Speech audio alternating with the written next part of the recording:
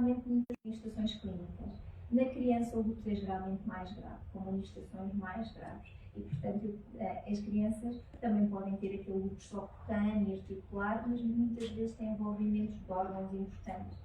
E por isso, no lúpus, aquilo que muitas vezes acontece, nos adultos também, mas sobretudo nas crianças, é quando são diagnosticados, eles estão muito cansados, há uma grande fadiga, muitas vezes há um emagrecimento importante, há uma febre que não passa, muitas vezes têm 2 semanas de febre, 3 semanas de febre, estão mesmo cansados e emagrecidos. E não têm, às vezes não conseguem ir à escola, não percebem porquê, foram interpretados como infecções virais, ou não sabia bem qual é que era a causa desta síndrome febril. Muitas vezes é pensado que são linfomas, que é cancro, que são neoplasias. Também costumam ter os ângulos aumentados. Então, se vocês pensarem no adolescente que está muito emagrecido, que tem febre, que está muito cansado, com os ângulos aumentados, é muito provável pensarem primeiro que será um linfoma, e muitas vezes são encaminhados para se fazer este diagnóstico de linfoma, depois fazemos o diagnóstico de lúpus mais tarde. Portanto, este tipo de sintomas inespecíficos, pode ser muita coisa, é realmente o tipo de sintomas que muitas vezes acontecem no lúpus da criança. Mas nos adultos isso também pode acontecer. Há pessoas que não têm nada disto ao longo do curso da doença e há pessoas que têm logo no início estarem mesmo muito doentes e muito cansados e muito emagrecidos. E a fadiga é das coisas mais difíceis de tratar no lúpus. Às vezes nós conseguimos tratar muito mais facilmente o envolvimento renal, o envolvimento articular, mas fica sempre aquela fadiga, a pessoa chega ao final do dia exausta e a fadiga é realmente, e a fadiga tem esse impacto na qualidade de vida e na relação com os outros e na relação familiar e na capacidade de trabalho. E uma das coisas que gostávamos de dizer, e depois vou voltar a isto mais tarde,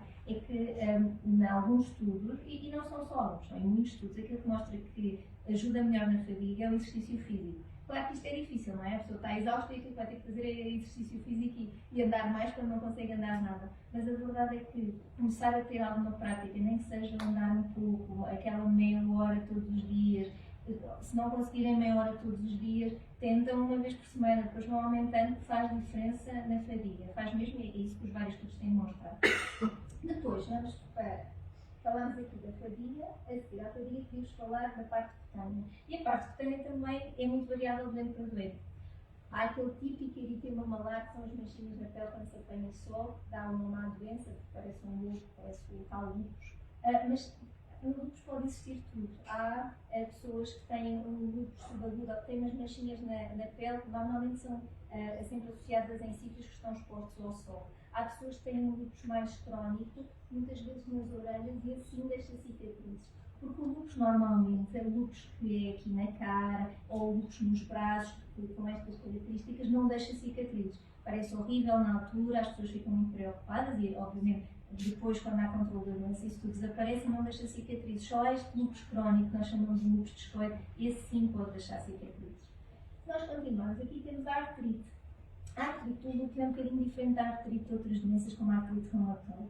Muitas vezes, no lúpus, os doentes queixam-se muito de dores articulares, mas não têm tanto inchaço, não leva a deformidades como leva na artrite reumatoide. E muitas vezes até se fazem ecografias e não se vê grande alteração. Isto é muito frequente, isto está muito descrito. E nós temos que valorizar as queixas dos doentes, ou seja, no lúpus há muito mais artralgias, que são dores articulares, do que propriamente uma artrite com inflamação associada.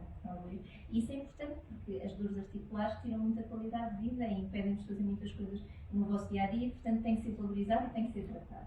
Depois, as alterações hematológicas, as alterações do sangue na criança, quase todos os nossos doentes têm estas alterações.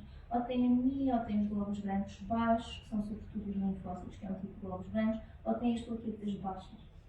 A anemia pode dar um cansaço importante, pode ser mais uma daquelas causas da fadiga. As plaquetas baixas pode fazer com que sangue do nariz, ou que as menstruações nas mulheres sejam maiores e tenham mais coágulos. Pode fazer com que sangrem também das gengivas, com que tenham manchinhas na pele por causa das plaquetas não estarem em número suficiente. Isso também pode impedir algumas coisas no dia-a-dia. Por exemplo, eu agora tenho uma doente recentemente diagnosticada há um mês e pouco, que uma das manifestações que tem no lúpus, a principal, é ter umas plaquetas mesmo muito baixas, por vezes abaixo de 10 mil, que é realmente muito baixo. E esta doente é uma adolescente que fazia competição de trampolins. Ora, com plaquetas muito baixas, se ele tem uma queda e se tem um embate, pode fazer uma hemorragia cerebral importante. E, portanto, eu neste momento não consigo. tenho que dar a minha sugestão de não fazer esta atividade física e não fazer competições de trampolins e não saltar, porque comecei a tratá-la, está muito melhor, mas depois começa a descer os corticóides, já sabem como é, e o lúpus pode sempre ser igual, e portanto durante este tempo até eu conseguir tê-la completamente controlada, não faz aquilo que é a principal atividade da vida dela e que ela mais gostava. Para além disso, e depois vamos falar disso, tive que começar a fazer corticoide, e com isso ela fica cheia de estrias e ela é miss e faz desfiles. E portanto, isto tudo é muito complicado. Como vocês sabem, no lúpus nada é fácil. Por um lado temos as manifestações da doença, por outro lado temos os tratamentos que têm uma série de efeitos adversos e reparem, tratar adolescentes com lúpus é ainda mais complicado, diria eu, do que tratar adultos, porque ao mesmo tempo eles estão a crescer e têm muitos problemas de autoestima, de confiança, de autoimagem, não é fácil. Bem, falamos da parte hematológica, depois da parte cardíaca, pode ser tudo. Podemos ter envolvimento pulmonar, uma estrutura que nós temos à volta do coração, que é um pericárdio, uma espécie de saco à volta do coração, pode estar inflamado, o próprio músculo do coração pode estar inflamado, as válvulas podem estar inflamadas, os vasos, isto é muito importante, isso eu gostava mesmo de passar a mensagem. Quem tem lúpus, sobretudo se o lúpus não está bem controlado, tem um grande risco cardiovascular, ou seja, tem um risco aumentado de fazer infartos, de fazer acidentes vasculares cerebrais. Por isso é que os vossos médicos todos dizem: é tão importante o controle da pressão arterial, é tão importante terem cuidado com a vossa dieta. A própria inflamação do lúpus faz com que os vasos, onde passa o sangue, estejam mais inflamados e tenham mais gordura, e podem fazer mais placas e podem entupir. E, portanto, o facto dos vossos médicos vejamente vos falarem sobre ter um estilo de vida saudável é mesmo importante. E reparem, numa criança com lúpus vão ter inflamação desde pequeninos. Se eu faço o diagnóstico aos 10 anos, é uma carga imensa durante a vida toda. E, portanto, é mesmo importante conseguirem ter um estilo de vida saudável. E depois, os pulmões podem ser alterados e podem ter mais frequente pleurite, a inflamação também nos sacos que envolvem os pulmões e que dão uma dor quando se respira fundo. Mas o próprio tecido pulmonar pode estar inflamado e pode dar uma coisa muito grave, que é uma hemorragia pulmonar. Mas que não é assim tão frequente. Nos doentes com lúpus em idade pediátrica muitas vezes acontece, sobretudo ao diagnóstico, quando eles estão muito inflamados. E depois temos a parte do lúpus do sistema nervoso central, que também é mais frequente na criança. E pode ser tudo. Pode ser desde ter inflamação, pode ser até ter uma disfunção cognitiva. Lembro-me de uma doente que estava na faculdade com ótimas notas e que de repente tinha dificuldade de raciocínio do mais elementar que vocês possam imaginar, de fazer pequenas contas 5 mais 9 menos 3. Isto tem tudo a ver com processos inflamatórios e de inflamação também dos vasos que levavam a estas alterações cognitivas. E, portanto, no lúpus, e reparem, o neurolúpus não é assim tão simples de diagnosticar. Pode-se fazer ressonâncias estarem perfeitamente normais, pode-se tirar líquido aqui, aquilo que nós chamamos de uma punção lobar, e pode estar perfeitamente normal. É difícil de ter o diagnóstico completo deste envolvimento. E depois, não sei, e depois, a nefrite lúpica, o envolvimento renal. E o envolvimento renal vai marcar muito o prognóstico dos doentes com lúpus. Os doentes com lúpus têm envolvimento renal, obviamente têm um risco de evoluir para doença renal crónica, para precisar de transplante renal, de hemodiálise ou diálise peritoneal. Marca muito, muito o prognóstico dos doentes com lúpus. Então, o que é que me costumam perguntar? Então tenho o diagnóstico de lúpus, mas qual é que é a causa do lúpus? O que é que eu fiz para ter esta doença? O que é que aconteceu? Será que isto é genético? Será que eu vou passar esta doença aos meus filhos? Costumam ser perguntas logo no início, quando fazemos o diagnóstico. E aqui há raríssimas exceções em que o lúpus é monogénico. O que é que isto quer dizer? Em que existe uma mutação, uma alteração num gene, claramente, e é isso que provocou o lúpus. São formas muito raras que nós vemos em pediatria, um bocadinho atípicos, começam muito, muito cedo, as manifestações não são completamente as habituais e, para além disso, não respondem tão bem aos fármacos. Mas este grupo, o lúpus monogénico, é raríssimo. A maior parte das pessoas, aquilo que têm é uma herança genética, que herdou dos seus pais, com uma série de genes que têm umas determinadas características que fazem com que essa pessoa seja mais suscetível a ter lúpus, certo? Isso faz com que o risco dos filhos terem lúpus não é de todo nem 50%, nem 100%, nem nada disso. Por exemplo, eu sigo duas gêmeas monozigóticas exatamente iguais geneticamente, exatamente iguais, e uma delas teve um lúpus antes da puberdade, muito mais grave, com uma nefrite lúpica, que esteve francamente mal. Tinha tudo, tinha artrite, tinha as alterações hematológicas, as alterações cardíacas, alterações renais graves, e a outra irmã, nada. Tinha anticorpos antinucleares, tinha anticorpos anti-DNA dupla cadeia, mas não tem manifestação nenhuma. E com isto tudo já passaram 6 anos de seguimento E uma vez tive um exantema, umas mechinhas na pele com o sol, mas mais nada, rigorosamente mais nada. E portanto temos duas pessoas que são iguais, geneticamente iguais. E uma tem um lúpus grave e a outra não tem lúpus nenhum. Portanto, a carga genética é importante. Nós sabemos que há imensas famílias em que uma pessoa tem lúpus, outra pessoa tem uma esclerose múltipla, outra pessoa tem uma tiroidite. Portanto, esta carga genética de aumentar o risco de ter doenças autoimunes existe, é real. E, portanto, se vocês têm uma irmã com lúpus, uma mãe com lúpus, o vosso risco de ter lúpus é maior, mas não é de todo, nem 50%, nem 70%, é muito mais baixo do que isso. E é o que é, portanto, não há que seguir, obviamente, as famílias, se aparecerem sintomas, ser adequadamente referenciado e estudado, mas não é 0, 100%, é muito mais complexo do que isso. E depois, relativamente à causa do lúpus, nós sabemos muito sobre o que é que causa o lúpus e quais é que são os estímulos para as recidivas quando a doença está mais ativa e sabemos imenso sobre os mecanismos de doença do lúpus. E a resposta, que era as normais das pessoas, então, mas isto é genético, isto é o ambiente, a resposta é muito mais complexa do que isso. É tudo.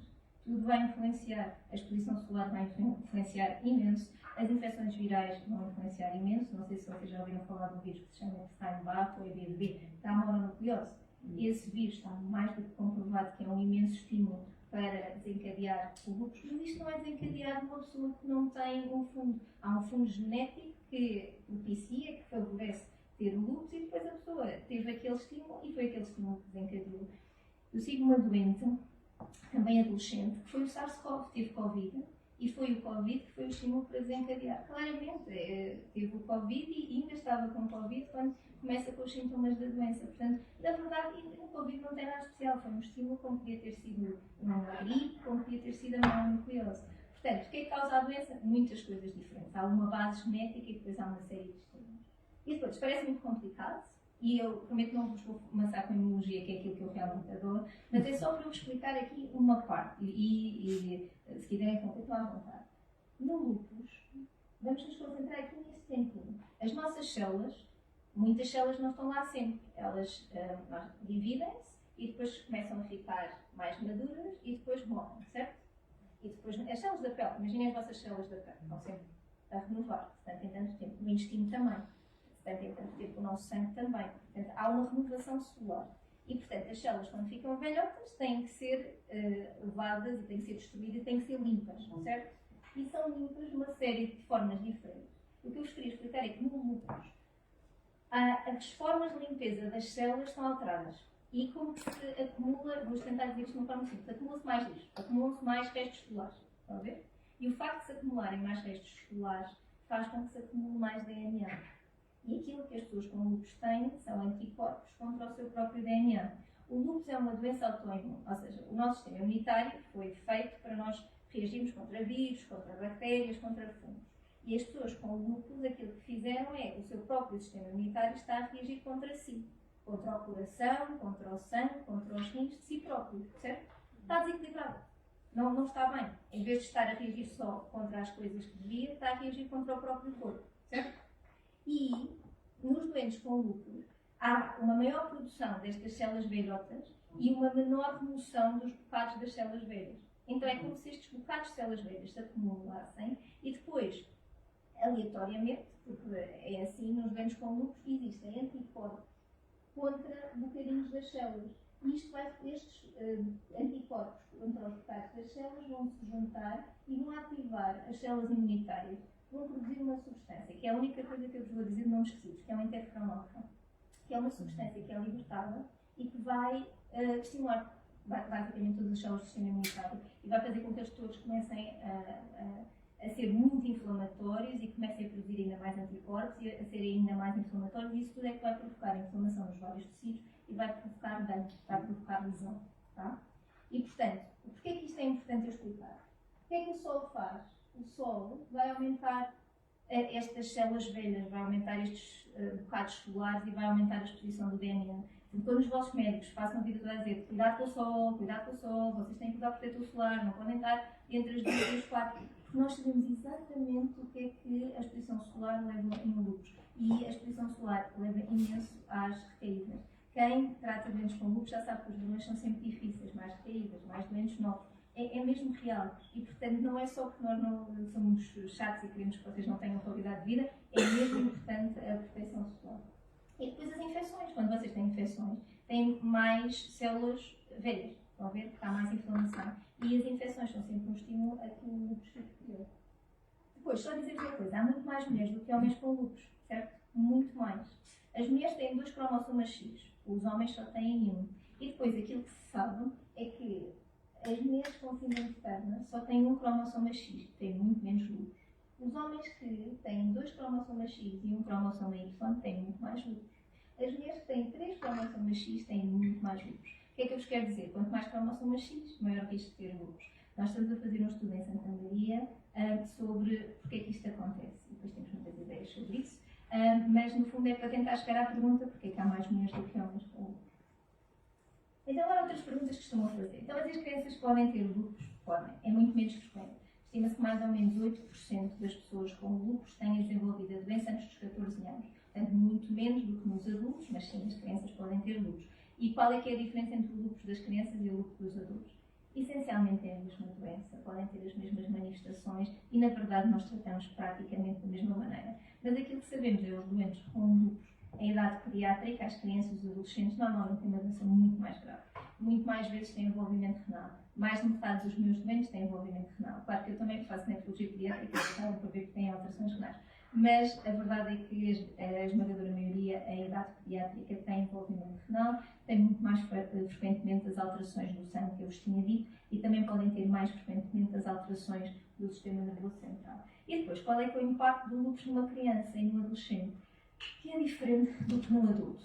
Todas as pessoas, independentemente da idade, ter uma doença crónica, e o lúpus é uma doença crónica, é uma grande diferença na nossa vida, porque é preciso fazer o luto não ser uma pessoa saudável, não ter problema nenhum, não é? E, portanto, nos adultos, eu acredito que seja igualmente uma doença importante e que tem impacto. Mas na criança, reparem, tem que ir às consultas no hospital, tem que fazer análises frequentemente, tem que tomar medicamentos todos os dias. Agora cada vez menos. Para vos ser franco, eu quase que só os interno na altura do diagnóstico e depois disso raramente preciso os internar. Mas tudo isto, eu tenho que tomar medicamentos, eu tenho que fazer exames, os ecocardiogramas, as provas de função respiratória, as análises ao sangue, tomar medicamentos. Isto é muito disruptivo, porque eles sentem-se muito diferentes dos pais, das pessoas com quem estão na escola, que não têm preocupações nenhumas e que se sentem imortais e que sentem que não há problema nenhum. E depois, não é só, e esta diferença, o ter que se preocupar numa altura em que eles não se preocupam com nada, é difícil. Portanto, eles têm que crescer com uma doença crónica, e crescer com uma doença crónica não é fácil. Depois, para além disso, tem as alterações provocadas pelos corticoides e depois aqueles que são hipertensos também podem ter determinados antihipertensores que também podem dar alterações estéticas. E os corticoides são particularmente maus no início. A carinha redonda, aquela bolsa que alguns têm nas costas, a barriguinha que fica diferente, muitas vezes alterações do cabelo, as manchas na pele. É difícil e é difícil quer para meninos, quer para meninas, é igual. E as estrias são particularmente difíceis e depois as estrias, como vocês sabem, muitas vezes ficam durante muito tempo e são difíceis de sair e muitas vezes não saem. Portanto, isto tudo tem um impacto muito real. E depois é aquilo que nós nos limitamos na vida. Eu tenho vários doentes com lúpus e que no início tinham lúpus grave, neste momento são atletas de alta competição. Tenho vários. E que são muito bons e têm imensos que estão ótimos já na faculdade e, portanto, nós falamos muito sobre quais é que são as ideias de futuro e o que é que podemos... Mas há uma fase no início em que algumas manifestações impedem isto tudo, não é? E esse ajuste de que atividades é que se podem fazer e o que é que não se podem fazer. Por exemplo, esta doente que eu vos falava, para além de não ter deixado de saltar e para além dela estar super preocupada com os desfiles, ela também faz muitas coisas. E à Suíça a dançar com o rancho folclórico. Numa semana em que tinha 37 mil plaquetas, portanto, era difícil, também não conseguiu ir. E, portanto, nós no início acabamos por sugerir muitas limitações que não são fáceis. Portanto, este ajuste é muito difícil e é importantíssimo trabalharmos isto com os nossos doentes, trabalharmos a saúde mental, trabalharmos os projetos a longo prazo, explicarmos. Agora estou a fazer estes corticoides todos. Estes 3 meses vão ser maus, mas depois dá mais 3, muitas vezes eu funciono. Vais ver que no Natal estás ótima. No Natal vai estar impecável, mas na Páscoa ainda não vai estar. Na Páscoa, muito real, vão ver, não mentir, não dizer isto não interessa, não, isto interessa muito, estas alterações estéticas são muito importantes. Não dizer, não estás nada, estás também. Não está, ela consegue ver a diferença que está muito diferente. Portanto, perceber o que é que se está a passar, dizer a verdade e dizer aquilo que é o expectável e o que é o esperado para as pessoas contarem. Ok, eu aguento mais 3 meses disto e daqui a 6 meses isto já vai estar melhor. Mas também dizer a verdade, que é, se não tomares os medicamentos ou se tiveres uma recidiva, vamos ter que fazer mais a seguir e, portanto, isso não vai acontecer. Portanto, explicar logo o que é que, com uma grande franqueza. E aí vamos voltar a uma das mensagens base, que é o lúpus é uma doença crónica difícil. Algumas pessoas têm uma doença muito ligeira, outras têm uma doença muito mais complexa, mas é uma doença crónica e só funciona se os doentes forem bem seguidos, no sentido em que têm uma relação próxima com o médico. Há pessoas que precisam ser seguidos todos os meses, há pessoas que precisam ser seguidos de 6 em 6 meses. Não é, depende da pessoa, depende das manifestações clínicas, depende da relação médico-doente que tem, depende da proximidade que tem que ter com o médico, mas é fundamental essa proximidade. Portanto, em tanto tempo, todos têm que fazer análises. Tem imensos doentes que não tinham manifestações nenhumas e nas análises é que se consegue ver que há uma recidiva. Isso é importantíssimo. Ou seja, um doente com lúpus, eu digo sempre todos aos meus doentes, não se podem dar ao luxo de estar um ano inteiro sem ser visto por ninguém. Não pode ser. E sem fazer análise. Não pode ser. É preciso ver o que é que está a acontecer. E é preciso, sobretudo nos adultos, serem agentes da vossa doença, ou seja, têm que ser responsáveis pela vossa doença, têm que perceber, então, mas se eu faltei uma consulta ou uma consulta foi desmarcada 5 vezes, eu não posso estar tanto tempo sem fazer análise. E, portanto, proativamente procurarem a consulta, fazerem as análises, porque vocês sabem que muitas vezes, em muitos sítios, o seguimento não é tão bom como nós médicos também gostaríamos que fosse, e, portanto, não sejam passivos. A mensagem é essa, não sejam passivos. Está na altura de fazer análise, vamos lá embora e vamos procurar e vamos fazê-la. Portanto, o impacto da doença na criança e no adolescente é muito grande e o bom seguimento dos doentes com lúpus só funciona se existir uma boa relação com o médico, uma relação próxima e uma boa relação com o adolescente e com a família, e é uma equipa, tem que ser todo. E a adesão à terapêutica é a chave para funcionar. Os medicamentos não funcionam na caixa, só funcionam se forem tomados. E muitas vezes nos adolescentes, eles estão muito bem no início, tomam tudo, mas depois sentem-se mesmo bem. E na altura já não apetece. E se os outros não estão a tomar, porque é que eu tenho que tomar? E muitas vezes essa é a fase em que eles deixam de tomar e nós temos de estar sempre em cima deles. E não é, isto tem que ser dito como está a postura, não é andar a policiar, mas temos que ser uma equipa e, portanto, as tomas são assistidas.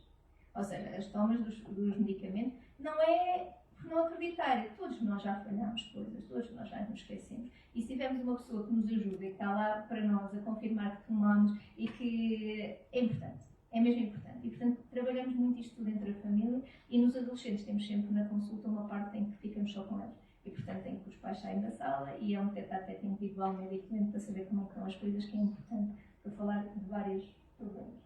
Depois, o lúpus é uma doença grave. Depende. Há lúpus que realmente não são, e que é articular, que têm nada especial, uma fotossensibilidade, há outros lúpus que são gravíssimos mesmo. E, portanto, pode ser uma doença grave. Não levem isto de ânimo leve.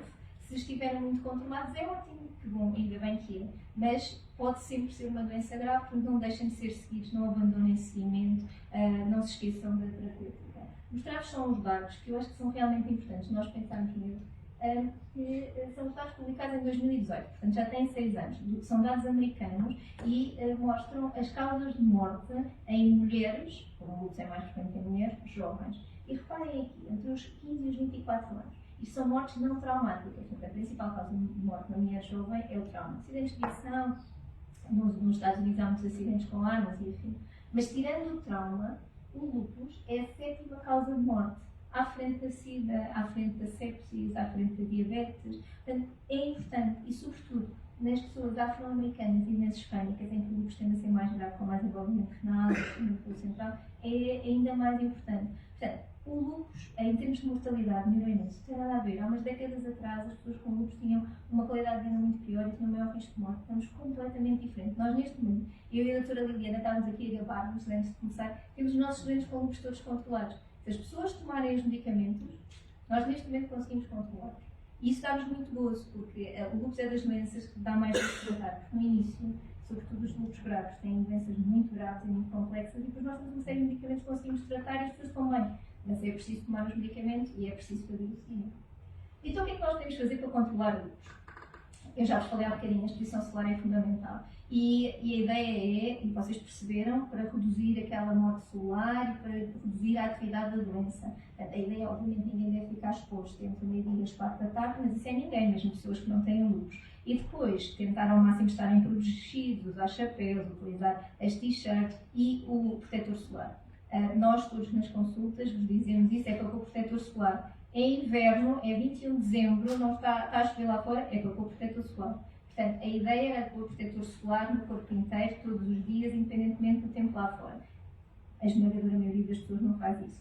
Se puserem só nas áreas expostas, já é uma mais-valia, está bem? E isso tem que ser tão normal na vossa rotina como lavar os dentes. Lava os dentes com protetor solar e sai, certo? E ninguém quer, vocês não precisam ter aqueles protetores tipo surfista completamente, não, pode ser uma coisa simples. Agora, tem que ter um fator de proteção elevado, senão também não estão a fazer nada. Acham que estão muito contentes a pôr protetor solar, mas não pode ser, tem que ser com uma boa, um bom índice de proteção. Depois o exercício físico é que faz mesmo diferença.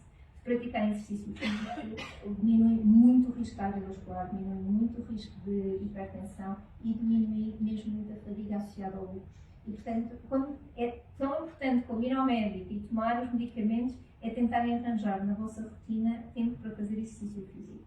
Eu percebo que é muito difícil, eu tenho 3 filhos pequenos e trabalho muito e, portanto, também ainda não descobri como é que isto tudo se faz, mas é muito importante para o lúpus conseguirem ter tempo para o exercício físico. E depois, a dieta. Muitas vezes as pessoas perguntam, eu tenho lúpus, então agora o que é que eu posso comer, o que é que eu não posso comer, quais é que são os problemas? Cada vez mais as pessoas querem saber da dieta. E querem saber, então, o que é que eu tiro da dieta? Tiro o leite, não tiro o leite? Tiro o glúten, não tiro o glúten? Há imensas perguntas sobre isto, sempre no dia a dia. E eu vou-vos mostrar os resultados do trabalho de projeto do Miguel Castro, que está aqui, da Inês Correia, que foram os meus estudantes de mestrado e foi um prazer tê-los no laboratório, e que eles foram estudar a dieta nos doentes com lúpus e foram estudar a microbiota. A microbiota é o conjunto das bactérias que nós temos no corpo inteiro, eles foram estudar a microbiota do intestino e foram estudar a permeabilidade intestinal. Então o que é que eles mostraram? Nós estudámos 45 doentes com lúpus e 16 controles saudáveis. E, olhem aqui para este gráfico, conseguem ver o ponteiro? Os doentes com lúpus, que eram muito mais que os controles saudáveis, não é? Mas os doentes com lúpus, o roxo é a má adesão à dieta mediterrânica e, portanto, as pessoas com lúpus comiam pior. Menos legumes, menos fruta, menos fibras, estão a ver? E, quando nós fomos ver a quantidade de fibras, muito menos nos doentes com lúpus. E quando fomos ver, vocês já ouviram falar dos ômega 6 e dos ômega 3, né? Isto são ácidos gordos e os ômega 6 são os pró-inflamatórios, que fazem mais inflamação. Óleos, estão a ver? Batatas fritas, as coisas. E os ômega 3 são os bons, que são os anti-inflamatórios, mais nos peixes, fala-se muito nas sardinhas e afins. E os doentes com lúpus têm uma relação entre o 6 e o 3 muito maior, ou seja, consomem muito mais gorduras más do que gorduras boas. E depois, isto aqui é uma escala de exercício físico. Os doentes com lúpus fazem muito menos exercício físico. Faz sentido, se as pessoas têm dores articulares e se sentem mal, não têm a mesma capacidade física, certo? Mas era importante que fizessem mais. Isto é o tempo sentado. O tempo sentado dos doentes com lúpus é muito maior. Estão a ver, anda ali nas 8 horas em média, do tempo sentado por dia. E a porcentagem de massa gorda que nós fazíamos, nós temos um aparelho que se chama o BOT-POT, parece uma nave espacial, as pessoas vão lá para dentro com uma touca, todas despidas, para ver a massa corporal e a massa gorda. E a massa gorda dos doentes com lúpus é muito maior do que nos controles saudáveis. E depois, este gráfico mostra a diversidade das espécies de bactérias que nós temos no nosso intestino. E a ideia é, quanto mais variada for as bactérias que nós temos no nosso intestino, melhor é a saúde do nosso intestino. Os doentes com lúpus têm muito menos variedade, ou seja, têm as bactérias do intestino também são pobres, são sempre as mesmas, isso mostra que não há saúde do intestino, certo? E depois, aqui está o trabalho do Miguel, exatamente aquilo que ele fez, que é a prova da lactose manitol. O que é isto? Nós pedimos às pessoas com lúpus, vejam só aquilo que nós pedimos, é uma grande trabalhada, para, durante 3 dias não podiam beber álcool, na véspera tinham que fazer uma dieta super restritiva, e depois vinham em jejum, e bebiam uma bebida que tinha 2 açúcares, a lactose e o manitol. E depois ficavam connosco 4 horas a urinar. Nós pedíamos a urina, Miguel ali. E depois íamos estudar essa urina para ver na urina os açúcares que eles beberam, quando é que tinham entrado. Isso mostrava, se o intestino deixava passar muito, pode...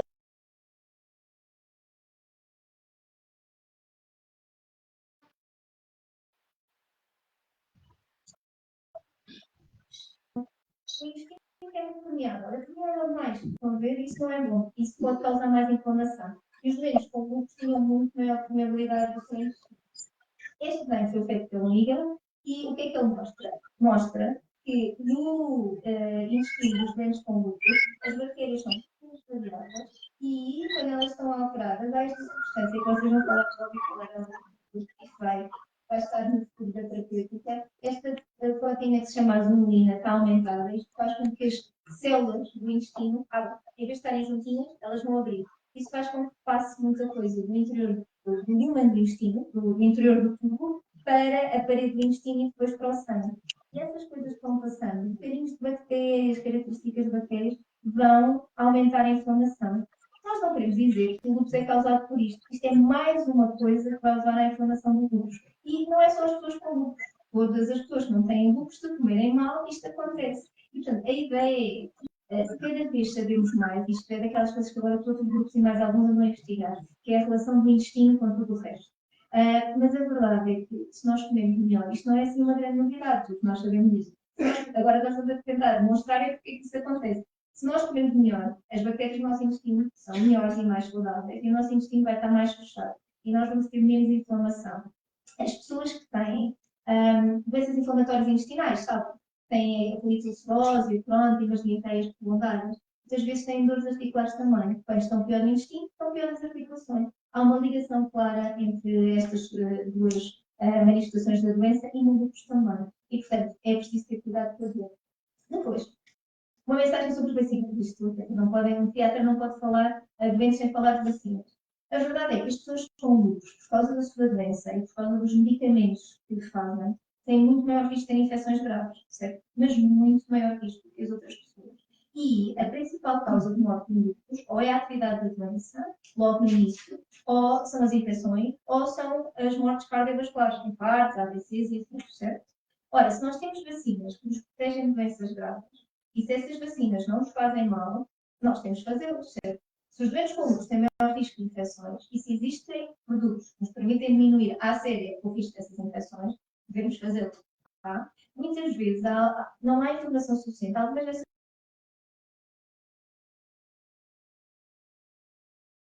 havia muito medo, será que elas vão ativar o lúpus? O que é que vai acontecer se eu fizer uma vacina? É um estímulo imunológico, é como terem uma infecção. Então agora se eu estou tão bem, vou fazer uma vacina e isto vai ativar o meu lúpus outra vez. E na verdade, nenhum médico vos pode dizer com toda a certeza que isso não vai acontecer. Em algumas pessoas isso pode acontecer. E portanto nós temos que pesar os riscos-benefícios. Mas por exemplo, olhem lá, a vacina antipneumocócica, eu faço parte da Comissão Nacional de Vacinação e nós esta semana estivemos a decidir porque há novas vacinas antipneumocócicas. E, portanto, os peritos decidem, depois fazemos um relatório para a Direção-Geral de Saúde, depois faz um relatório para o Governo e depois o Governo é que decide. A decisão final é do Governo, porque nós podemos decidir uma coisa, mas o Governo pode dizer nós não queremos gastar dinheiro em vacinas e queremos gastar dinheiro noutra coisa qualquer. Mas, em termos de peritos, em termos científicos, nós recomendamos agora um bocadinho diferente da vacinação antipneumocócica. Mas, reparem, no mercado existem vacinas contra o pneumococo, nomeadamente a 13 valente, a 15 valente e a 20 valente, ou seja, são todas vacinas contra o pneumococo, todas são boas. E vão-vos proteger de quê? De pneumonias, vão-vos proteger de otites, vão-vos proteger de meningites. É importante, há muita infecção a pneumococos. Portanto, é uma das grandes causas de morte, é a pneumonia a pneumococos. Portanto, se não tiverem vacinas contra este agente, falem com o vosso médico e digam, olha, então eu ouvi dizer que agora há uma vacina nova contra a pneumonia, o que é que eu já fiz, devo fazer, não devo fazer, percebem?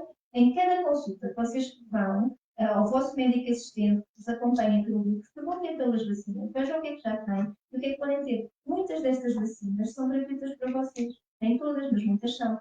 E o Programa Nacional de Vacinação no próximo ano vai mudar outra vez e nós temos feito um lobby muito grande para que as vacinas para vocês, menos com o imunodeprimidos, sejam gratuitas, e, portanto, muitas destas vão ser gratuitas para vocês. E por isso, não deixem de os fazer, são uma mais-valia, protegem-se, e o risco de desencadear a doença é muito baixo. Não é zero. Nenhum médico pode dizer que é zero, não dá, mas é muito baixo. E as vantagens dessas nós sabemos tudo depois. Portanto, eu gostava de realçar a vacina contra o pneumococos, que realmente é interessante. E a outra é a vacina contra a zona. Não sei daqui quantos é que já tiveram zona, mas a zona dos doentes com lúpus é muito frequente. Quem já teve sabe, bem imenso, e que é horrível enquanto nós estamos a ter zona e pode ser frequente. Às vezes pode dar uma dor a seguir à zona que fica durante imenso tempo, também dá péssima qualidade de vida. E por isso, a vacina contra a zona, também existe agora uma vacina nova, que é uma vacina não viva e, portanto, segura para as pessoas imunodeprimidas e que nós também já discutimos em sede comissão nacional de vacinação e, portanto, existirá novidades nos próximos tempos. Neste momento, ela está disponível e pode ser feita e a paga. São 2 doses. É possível que no futuro se consiga a com participação, né? Mas vocês devem falar sobre estas vacinas com os vossos médicos assistentes. Depois, tomar a medicação. E isto é o mais importante. Na semana passada foi o Congresso de Reumatologia Pediátrica e, na verdade, de Reumatologia de adultos, o Congresso Nacional de Reumatologia. E aquilo que mais se falou no tratamento de adultos é que nós todos sentimos que conseguimos controlar a doença dos nossos doentes. É só preciso que eles tomem os medicamentos. A esmagadora maioria dos doentes que não têm doença controlada é porque não está a tomar. E, portanto, quando o doente chega à consulta e nós vemos pelas análises ou pelas manifestações clínicas que isto não está bem, a primeira coisa que nós fazemos é, então, quantas vezes é que não tomou microfonato na última semana? Estão a ver? No MMF? É muito por aí. E essa é a primeira hipótese sempre. E depois a seguir é que vamos ver, ok, isto pode não estar a funcionar, vamos pensar noutras terapia. Isto é assim em todo o mundo. Não somos só nós, no nosso cantinho, no nosso hospital, é assim em todo o mundo. Depois, uma palavra só sobre a hidroxicloroquina, o Claquinol, que vocês fazem. Normalmente, os doentes que eu sigo pedem muito, vamos parar isto é horrível, está muito mal, tem um sabor mesmo pestilento, o que é que eu tenho que tomar isto? A hidroxicloroquina é um fármaco ótimo, é muito velhinho, nós sabemos perfeitamente quais é que são os riscos. Como vocês sabem, passado algum tempo pode fazer com que os campos visuais fiquem mais reduzidos, por isso é que vocês têm que fazer a campometria, passar 5 anos de tomar. Mas a verdade é que a hidroxicloroquina não nos aumenta assim tanto o risco de infecções, não aumenta, e portanto é um fármaco bastante bom, com poucos efeitos adversos, e ele atua em todo lado e mais algum. Lembram-se de eu ter dito aquelas coisas todas que aconteceram no livro? Olha, ele consegue bloquear todas estas vias e consegue bloquear mesmo a libertação daquela substância que é a base do lúpulo interferon alfa. Consegue fazer isso tudo. E há imensos estudos em que temos doentes com lúpus em remissão. A doença está associada. E vamos dividi-los em dois. Um grupo para a hidroxicloroquina, outro grupo não para a hidroxicloroquina. Os que pararam têm muito mais risco de recidiva. Muito mais. E, portanto, nós todos, na comunidade médica, está mais do que ciente já há uma série de tempo, não é para parar um doente com lúpus, é para fazer hidroxicloroquina. Quer dizer, os pais, as crianças dizem, mas é a vida toda. É uma pessoa com diabetes que faz insulina, também as pessoas vão dizer, então não é que eu paro de tomar insulina. Não paro, certo? E aqui com na hidroxicloroquina não é para parar, é para continuar.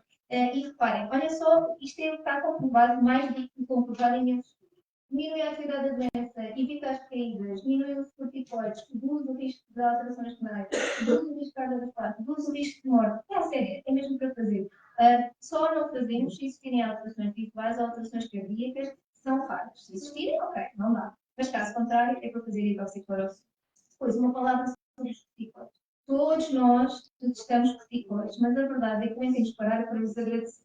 Os corticoides ajudam-nos a controlar a doença logo no início, e foi graças aos corticoides que os doentes com lúpus, que antes tinham um risco de morte imenso, conseguiram reduzir esse risco de morte. Eles são muito úteis no início. Quando a doença está descontrolada, os corticoides ajudam imenso. Quase todas as pessoas com lúpus, alguma vez na vida, tiveram que fazer corticoides e fez a diferença.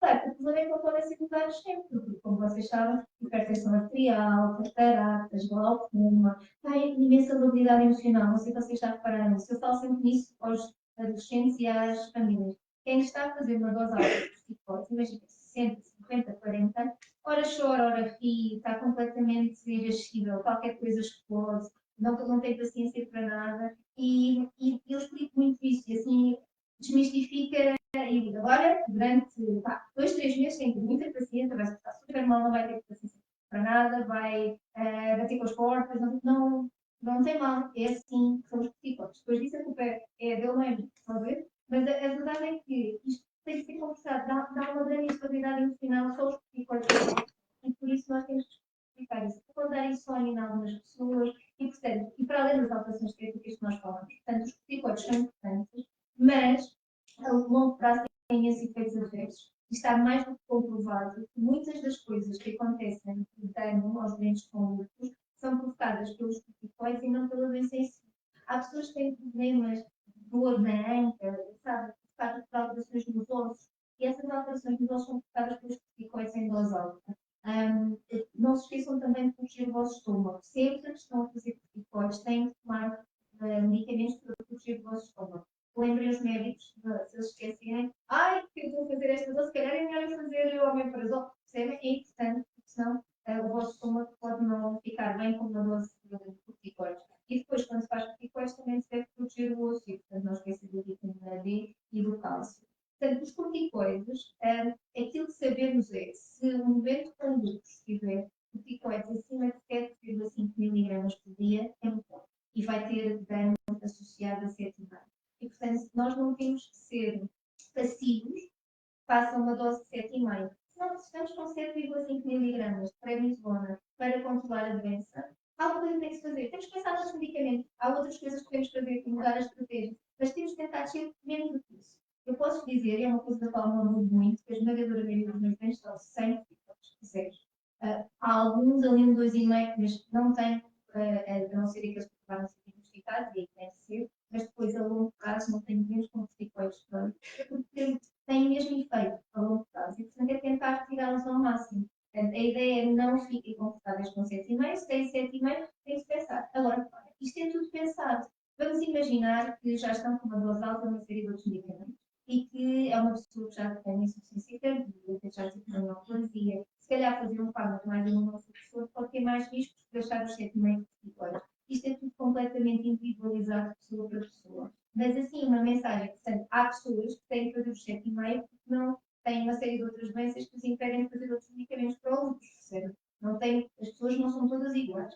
Mas a ideia é, se estiverem há muito tempo a fazer 7,5 ou mais do que isso, conversem com o vosso médico e vejam que possibilidades de medicamentos é que têm, que nós agora temos mesmo pouco. Pois muitos, se calhar, estão a fazer o micofumate. O micofumate é muito eficaz no lúpus e nós usamos quase sempre quando temos envolvimento renal. Só dizer que este medicamento, obviamente, aumenta o risco de infecções. Muitas vezes infecções cutâneas, sei lá, vão à depilação, tinha uma pequena feridinha, e depois aquilo já dá uma infecção importante, aumenta o risco de ter uma gripe mais grave, ter infecções respiratórias mais graves, e dá no início dor abdominal na barriga e pode dar diarreia. As pessoas costumam fazer uma vez por dia, terem uma injeção, podem ter 3 ou 4. E, portanto, nós começamos às vezes mais devagarinho, vamos vendo se a doença colera, depois é que chegamos à dose alta. E aqui, mais uma vez, na criança isto é diferente. Nós na criança somos muito protetores e muito próximos. Portanto, eles ficam, eu sei. Mas às vezes nos adultos têm uma quantidade muito maior de doença, a relação não pode ser tão próxima. E por isso é preciso cada um de vocês saber quem é que é o vosso médico assistente e quem é que é a pessoa que vocês, a pessoa, ou sítio, a instituição que recorrem quando são doentes. Têm febre, onde é que vão? Começaram com uma tosse, onde é que vão? Têm umas alterações cutâneas que pode ser uma infecção, onde é que vão? Portanto, falem também com o vosso médico assistente para ele vos guiar nisto tudo. Também ao longo do tempo podem ser pessoas diferentes. No fundo, falem e se têm que saber quem é que é o médico assistente e qual é que é o sítio onde vão se estiverem com uma infecção. E aquela coisa de, espero 3 dias, que ela existe muito na pediatria, ao terceiro dia de febre é que sai ao médico. Isso não existe. Isso não existe um doente com lúpus no pratico não definido. Tem febre, tem que se perceber porque é que tem febre e tem que ser visto. Tá bem? Depois, eu não vou falar muito sobre isto porque a Liliana vai falar. Há imensas coisas novas e imensos ensaios clínicos novos em lúpus. E basicamente é, nestes trajetos todos que eu vos falei de imunologia de lúpus, existem fármacos que vão interferir nesses trajetos. Portanto, em termos de futuro, nos próximos 5 a 10 anos, vamos ter imensos fármacos diferentes que vão estar em ensaio clínico, depois é preciso ver se vão ser eficazes ou não e se vão ser aprovados ou não. Depois, só uma palavra sobre a teste Parkinson. Se vais falar, Liliana? No Congresso Europeu de Reumatologia era só sessões sobre isto. Toda a gente quer falar sobre isto. Então, o que é isto? Vou explicar isto de uma forma muito simples. Isto vai ser o vosso futuro. Vocês vão ouvir falar sobre isto na próxima década. Então, esta nova forma de tratamento de lúpus vem das neoplasias, do tratamento dos linfomas. E consiste em tirar células do vosso corpo e depois educá-las para elas matarem as células do vosso corpo que estão a produzir os anticorpos contra vocês próprios, certo? No fundo, em vez de usar um medicamento, vão usar as vossas próprias células, vão tirá-las, vão educá-las em caixinhas no laboratório para depois elas voltarem ao vosso corpo e serem elas, e não os medicamentos, são as vossas próprias células, que vão matar outras células, que são as que estão musculares, certo? Então, qual é que é o problema disto? Isto não é, isto já foi feito, este artigo foi publicado em 2022, dos primeiros 5 casos de doentes com lúpus a quem foi feita esta terapêutica, são doentes muito jovens. Um deles tinha 18 anos e os outros são todos na faixa etária dos 20, aliás, são todos na faixa etária dos 20. E correu muitíssimo bem, e muitíssimo bem são doentes com lúpus muito grave, já tinham feito muitos medicamentos e que vai funcionar. Rigorosamente nada, sempre que tem sem instituições de governo que estão escolhidas. Depois destes, já foram feitos muito mais, 1.700 outros, e agora há cada vez um maior, mais doenças a fazerem esta coisa.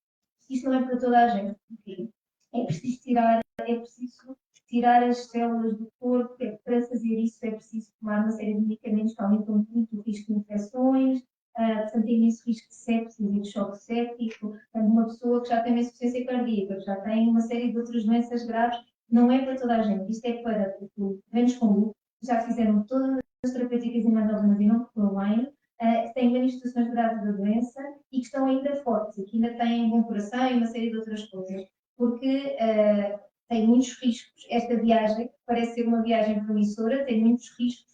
Não pensem, vamos todos fazer isto já amanhã. Mas, à medida que se souber mais sobre isto, os medicamentos que são usados para depois tirar as células vão ser mais simples e tudo isto vai se tornar mais fácil. Mas a verdade é que neste momento a comunidade médica que trata doentes com lúpus está na situação porque os resultados que têm saído são realmente muito bons. E já há uma doença pediátrica que já foi tratamentada, que é bom. Depois há quem diga, isto é a cura do lúpus. Aquilo que estamos todos à espera é que sejam uns anos largos bons, mas que depois a carga genética e os estudos voltem e se calhar a doença volta a seguir também. Mas, se nós temos doentes monitorados com muita atividade da doença, que tudo está a correr mal, usada a terapêutica e de repente ficam bem durante bastante tempo, boa. Mas é preciso, a comunidade médica ainda não tem a certeza absoluta da definição completa de quem são as pessoas certas para fazer isto. Não é isento de risco, nem pés nem mortos. Depois, última mensagem, a saúde mental que é fundamental nos adultos, é fundamental nos adolescentes, é fundamental nas crianças, e a verdade é que mais de metade das minhas saúde sem depressão, e que nós temos falado assim nas consultas todas, temos que arranjar apoio, e que nem sempre é fácil no SMS conseguir ter psicólogos, psiquiatras para nos ajudar, e a verdade é que não é fácil lidar com estas coisas todas, e agora isso eu tenho conseguido, quase todos os meus bens com lúpus no início são seguidos por um psicólogo, que é muito importante nisso, que ajuda bastante. Mas isto é completamente válido para os adultos também. E depois, última palavra, que é sobre a transição. É porque, na verdade, isto acontece em tudo, não é só com o lúpus, acontece também em todas as doenças crónicas. As crianças no mundo pediátrico têm uma relação muito próxima com o médico pediatra. Tem no e-mail, no telefone, no WhatsApp, tudo mais alguma coisa. E depois, isto acontece também pelo poder diferente que também têm os adultos e porque, imagina, que faltou à consulta hoje, eu ligo, então, o que é que não vieste à consulta? Mas foi, esqueci, vem amanhã. E há sempre este pronto, esqueceu-se. Claro, os adolescentes também não têm desenvolvimento cognitivo e emocional igual ao adulto. E nós damos sempre desconto. Pronto, esqueceu-se também, e as crianças também. E portanto, nós vamos sempre facilitando. O facto de nós facilitarmos não é bom, porque depois não estamos a educar e depois, passados uns tempos, vão fazer a sua transição para os adultos e falta uma consulta, falta uma outra, ninguém vai cuidar bem que marcar a consulta, se não forem a marcar, poderiam seguir. E depois aparecem, passados uns meses, uma urgência, com uma ferida fica completamente descontrolada e assim se perde uns rins e precisam começar a fazer hemodiálise. A doutora Estela está lá em cima, conhece certamente muitos doentes desta forma. E, portanto, a transição tem que ser feita de forma a nós darmos autonomia, responsabilidade aos nossos doentes. Eles estão habituados a estar numa bolha que é da família e é do pediatra, que nós criamos essa bolha e responsabilizamos muito e usamos os doentes sempre muito ao colo. E a verdade é que temos que ensinar o que é a doença, responsabilizar. Os doentes têm que saber o nome dos medicamentos, o que é a doença, quais é que são as complicações.